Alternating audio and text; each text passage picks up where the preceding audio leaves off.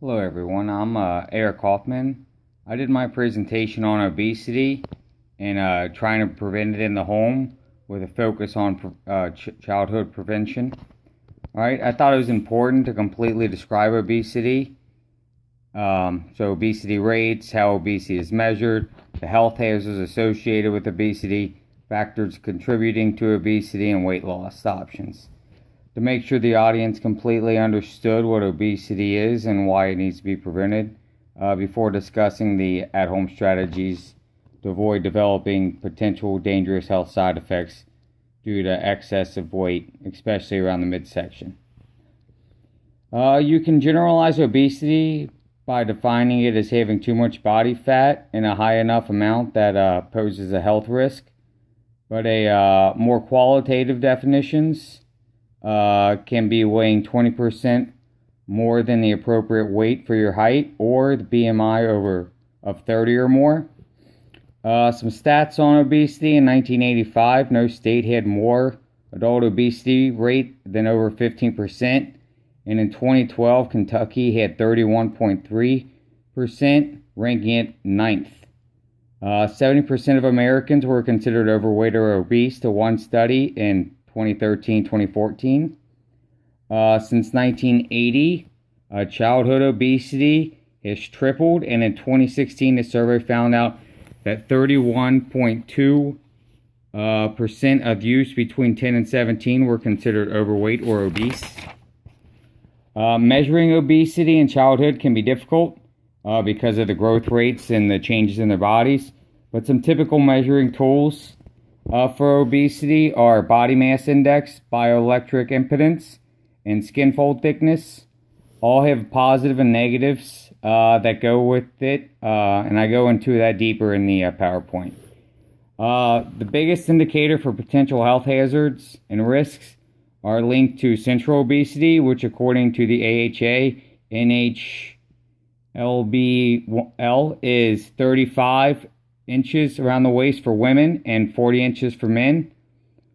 All causes of death are increased with individuals with high obesity, and some other health hazards linked to obesity are hypertension, increased LDL or bad cholesterol, type 2 diabetes, coronary heart disease, stroke, gallbladder disease, osteoarthritis, along with a laundry list of others. But not just your health is affected, you can suffer socially and economically as well. Factors that contribute to obesity can include set point theory, heredity, behavioral factors, external cue theory, but ultimately it comes down to just lack of exercise and calorie intake exceeding calorie output. Right? There are a lot of approaches that people take to losing weight. And you should consult a doctor and take in consideration all the potential benefits and dangers before undertaking any of them. Preventing obesity is obviously the best approach. And educating and developing good habits need to start with childhood. All right? Families are the most important and longest lasting influences on youth. So I'm going to go into some strategies in developing good habits in the home. As far as drinks are concerned, you should limit fruit juices and limit sweetened beverages and replace that with water. Nutrition should include a variety of different colored fruits and vegetables. Limit white bread, cereals, and pastas and replace that with whole grains. Choose heart-healthy, lean proteins like chicken, turkey, yogurt.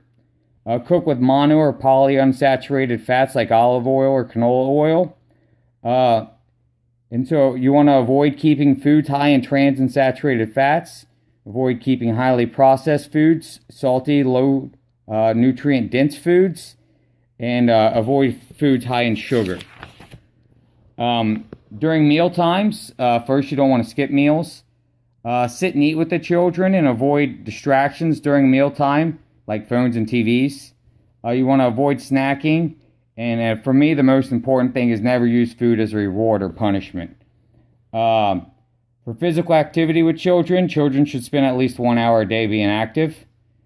plus 3 days of bone strengthening activities because the bones develop during this time. For adults, for general health, 2.5 hours a week of moderate activity, and if you want to control your weight, at least an hour a day. And for parents, you should encourage and participate in physical activities, plan fun, structured activities with family and friends for your children and yourself. As far as like television stuff, screen time should be limited to no more than 2 hours a day, with all devices turned off during mealtime and around bedtime. Lack of sleep has also been linked to weight gain, and I've given ideal sleep times in the PowerPoint, and those times changes with the age differences. So through a combined effort of parents, communities, schools, we can combat this epidemic and start to finally see the obesity rates drop. Thank you, and that was my presentation and PowerPoint on obesity. Thank you.